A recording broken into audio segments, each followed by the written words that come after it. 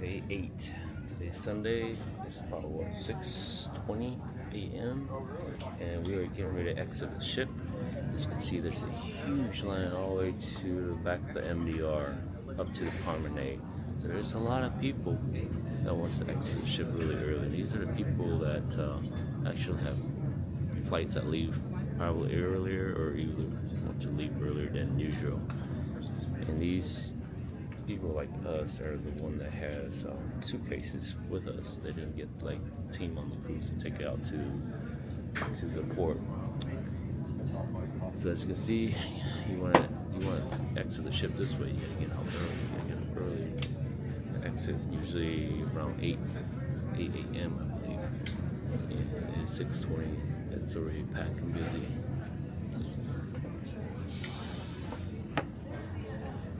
We're all the way in the MDR, all the way back. And we thought we were early. So.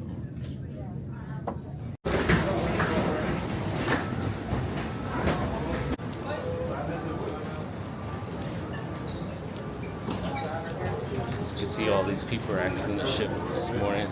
Again, this is 6:30 in the morning.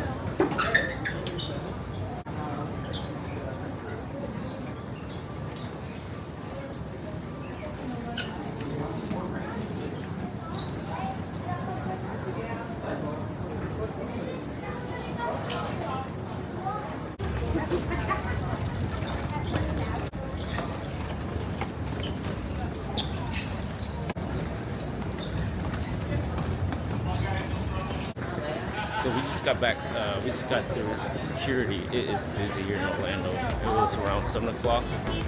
And I recommend you guys, if you're taking a flight before noon, to come out here before 7. It is packed, so make sure that you can make the flight. Now we're taking the tram to our gate 7. The tram here is automatic. The gate link is now arriving. It's driverless. The gate link is now arriving. As you can hear, it's the gate link is arriving. Okay, we got past the Harbor Park now. We can go to our gate and relax and have breakfast.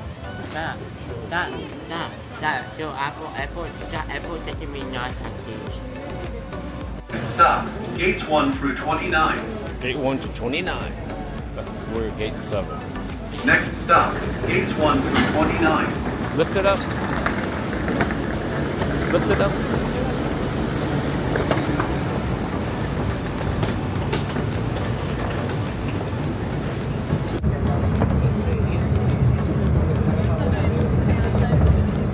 Yeah, it's 11 o'clock.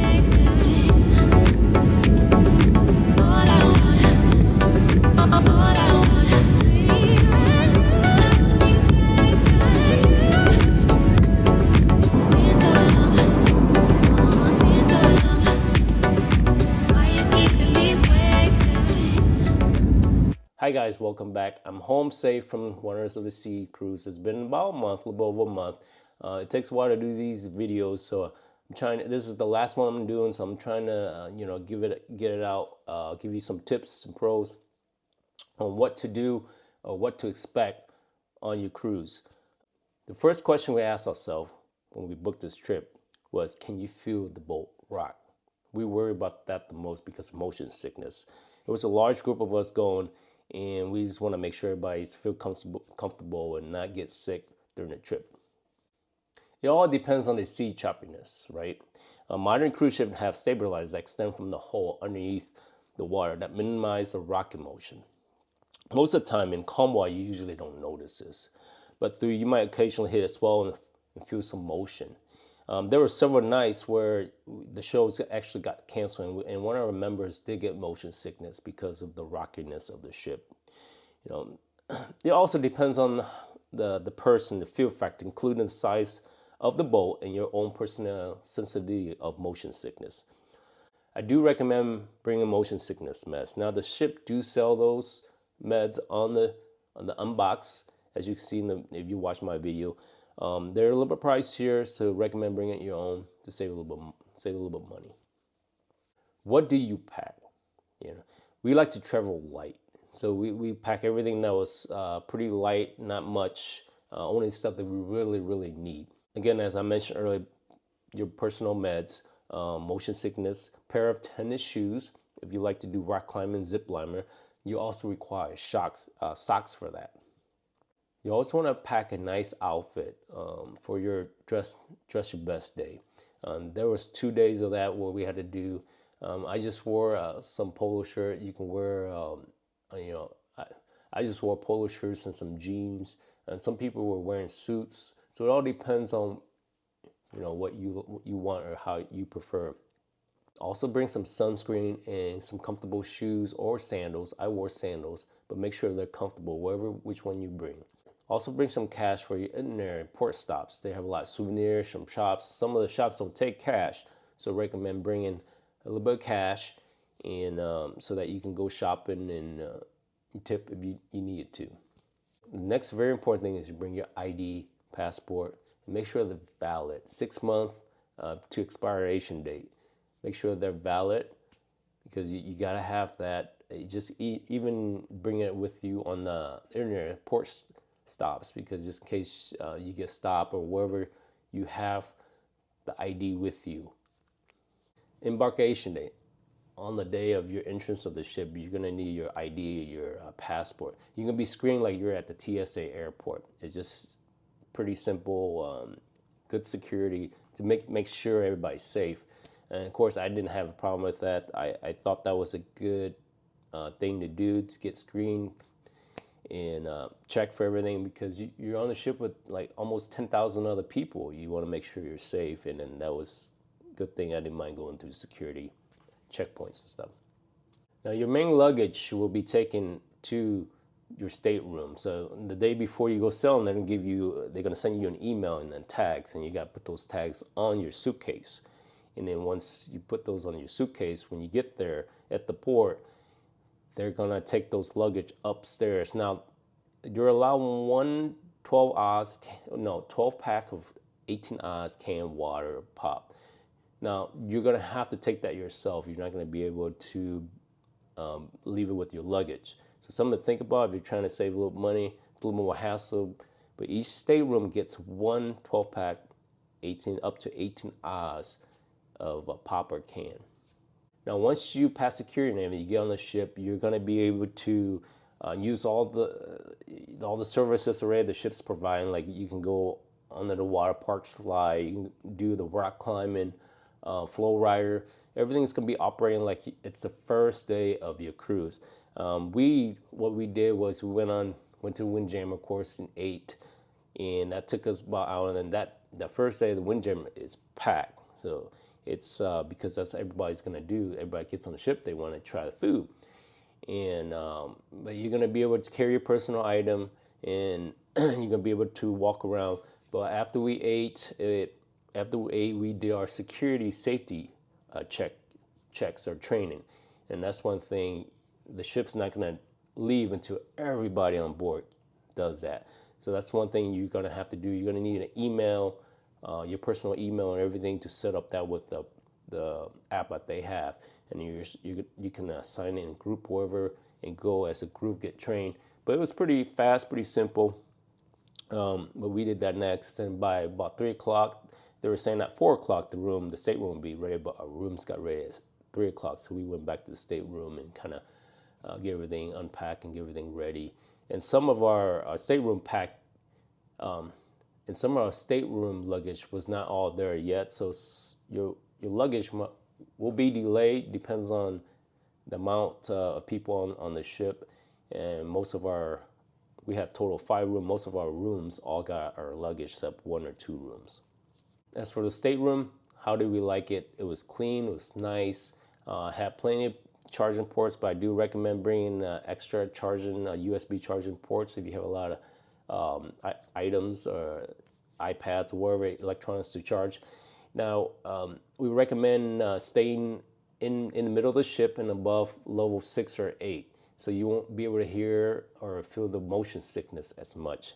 But if you say from the other end or one end of the ship, you're gonna feel the motion sickness a little bit, and also high or low, whatever. Now, another thing you got to think about is the noise, right?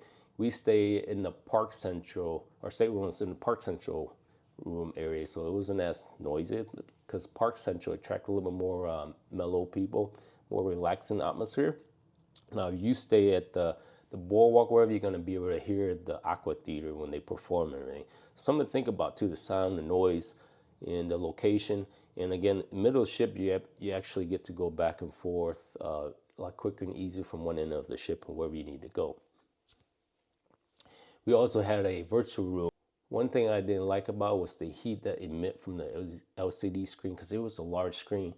But you got a view of the outside of the ship every day. You can turn on and off, so that wasn't too bad. But it was nice. The kids enjoyed it. Gave it a little bit more entertaining. And one thing I liked about it is your room gets cleaned daily. They come back, they drop off new towels and everything, and they make the beds and everything. They even clean the restroom. So you felt really, really royal, like you were actually a royal king. Royal Caribbean does make you feel like you're royal, and I can see why they got the name Royal Caribbean, because they do clean your room and everything. Once or twice, depends on how often you want it. And they make the beds, they give you towels, clean the restroom, everything. It's all included, so you do feel royal. As for the in-air port stops, I recommend getting up really early if you want to get everything done on the port or your excursion, because you don't have about 6-8 hours, and that is not much. And we felt like we were rushed on several of our excursion. Felt like we didn't have time. So it's one of those. Even we even left at 8:30 in the morning. So these ports that the ship stops on, they are very fun, but they are very fast paced. So something to think about. You got to really plan and laser focus and plan ahead. Get your excursion all booked, everything. Because you're gonna not have much time to do much on these inner stop ports. The 3 ports we stopped at, our favorite one was Honduras. People there was very friendly, nice. It was raining a little bit, but the temperature was warm, so it didn't affect us as much. We still enjoyed it. Again, it was very fast paced because we did a lot of stops on the excursion. Our tourist guide was very nice. He was very informative. We couldn't ask more. Our next one that we like, our second best one, was Cozumel, and that was fun. We didn't book any excursion, but last minute we booked a cheap excursion, and it was a little expensive because we booked it at that moment. I think we could have got a little bit cheaper, but the island was beautiful on the ocean side, and we got in town a little bit different. The island people there was really friendly. They treat you really good and well, and we didn't have any problem. We like Cozumel. The shops there, the port was huge. There was a lot of shops, a lot of things to do at Cozumel. Costa Maya was one of our least favorite. The people there were not friendly. They were not. You can tell we get that vibe where they didn't really want you there. They were kind of annoyed, and there was not many people where we were at. We booked some golf carts, 2 golf carts. We went around on the coast marketplace, and it was different. And I'm sure maybe we just got a bad experience of the area we were at. We followed the Facebook on the cruise, and there was a lot of people complaining about Costa Maya. Even our MDR waiter, he was saying that Costa Maya was one of the worst or less friendly places to be on. As for shows and entertainment, the shows were top notch. They were excellent, very professionally production, high budget. We watched one show that actually had 100 drones flying in the theater all in sync. That was pretty neat to watch. You got actors hovering around your head, floating across the theater and in the aquadome. Now, as for seats, every time we went, it was packed. Hard to get seats. Recommend you get in there at the show half an hour earlier. Even some of the shows we got there half an hour early, and we still had hard to find seats. Now you can make reservation on your app for the shows, but it only guarantees you. It don't guarantee you to be at the show. you still sometimes you still have to stand. So that's the only thing about the reservation. It doesn't guarantee you a seat even though you book it ahead. Next one is, should you eat at the MDR or the buffet or other restaurants? It all depends on your preference. The MDR is for more of a royal feel. Like you want to be dining wine and you want to have a waitress. The experience, that's what you go for. And it was fun. We did both. We like to we felt we were very royal when we were at the MDR. The food was a little bit better. Of course, at the MDR, the food presentation is a little better than the buffet. One night we had Italian at the MDR. At the buffet they also serve the Italian food, but of course it's in a larger buffet serving than single serving. We really enjoy the MDR. They had all the waitress, the waiter, dancing and on the special nights wherever. It was a fun, good experience. My kids really enjoy it. My wife, my whole group did. So I do recommend it. But the only thing I didn't like about it was the timing. You have to schedule your time. Now you don't have to schedule your time, but if you go there, there's a huge long line. So I recommend scheduling or making reservation. So I recommend making reservation for your MDR before your trip or first thing you get on the ship. We did ours at 5:30 because that's the time we think they will reflect our schedule. Now everybody's preference schedule is going to be different. If you're a late upstater or whatever, you're gonna book it a little bit later. But we go to bed pretty early, so we decided to book at 5:30 so we can enjoy other things after dinner. As for the buffet, buffet is fast paced. You go there, you serve yourself. Um, you all know how to eat buffet. First place, the appetizer. Second plate is pretty much what you like on the appetizers. Your second plate, right? And it's fun. It's just a different atmosphere. And we decided to do that for 2 nights instead of the 3 nights at the MDR. Now, drink package. We were worried about first about drinking, having water and everything. But the ship offers plenty of water and fruit punches everywhere. But the ship offers plenty of drinks and fruit drinks everywhere at all the complimentary restaurants. So don't be afraid, man. I recommend bringing a bottle, a 20 ounce, a larger bottle, so you can refill it and bring it back to your stateroom. We didn't have any problem. My kids, they all drank fruit punch instead of pop. I drank water, coffee. There was it was pretty much everywhere. You're not gonna be dehydrated. And plus the water, filtered water, was excellent. You didn't taste any chlorine. You didn't taste any. It was good water. Now that's one thing we were worried about. We didn't think the water was gonna be excellent. Now, if you're a alcohol drinker or soda drinker, then they do sell a package for all of that. Now, you might ask, what do you drink at the MDR for my dining? Now, you can ask for fruit punch, water, iced tea, coffee. They have all that stuff. You can ask for it. Now, if you want just one Coke, they do charge you for it. They charge you on your stateroom. But we were fine. We didn't have any problem, any issues. Everybody enjoyed whatever they drank. The overall experience, what did we think about the cruise? We loved it. We liked it. The only thing for us was to get from point A to point B from Indiana. That was most logistic exhausting for us. If us getting from Indiana to the port was exhausting. We had to fly. We had delay on the way back. It's good value, bang for your buck for us. Family of 7 going on there, and you get room service, you get all exclusive, you get food, ports, stop at different ports. Now, if you're living in Florida, I can see why people that live in Florida, they travel out there on the cruise. It's only a couple hours away. Even if you live in Atlanta, 4 or 6 hours, it's not a bad drive. I can see value in that. But for us, this trip, we'll probably do it every couple years because Indiana to the port is about 20 hours. That's kind of exhausting for us. Now, the cruise industry is growing.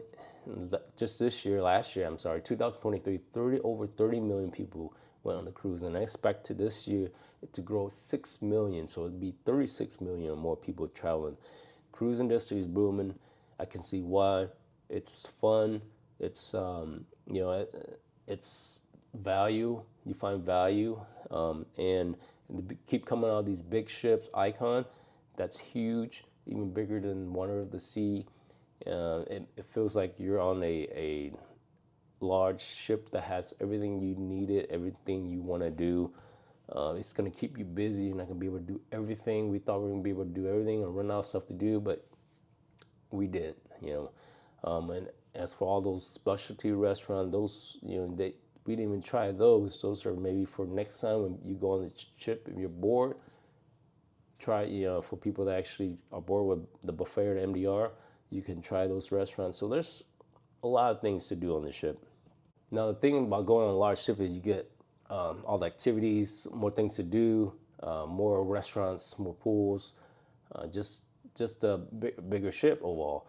And this now the con about going on a big ship is it can't stop in smaller ports, so you might miss out on all the smaller islands. As for smaller ships, they have the ability to do more ports, stop at different ports, because different islands, because it's smaller, and more choices. Now, you're gonna have less things to do though, and less people, more motion sickness rocking on the ship because it's smaller. So those things you got to think about between large and small ship if you decide to book in the future. The reason our family decided wanted to see because it's a larger ship, less motion sickness, and we want an open ship, more things to do. We're afraid we're gonna get bored because we're a large family and we like to do a lot of activities. So if you're looking to book a ship, make sure all these criteria fits your preference, because you got to look into all that. You can't just, there's a lot of ship out there. You can't just pick whatever ship you want. Every family is different, so make sure you pick what best fit your preference criteria. And thanks for watching, and hopefully you found value in this content. And good luck to your sailing in the future if you decide to sail. Take care. Bye now.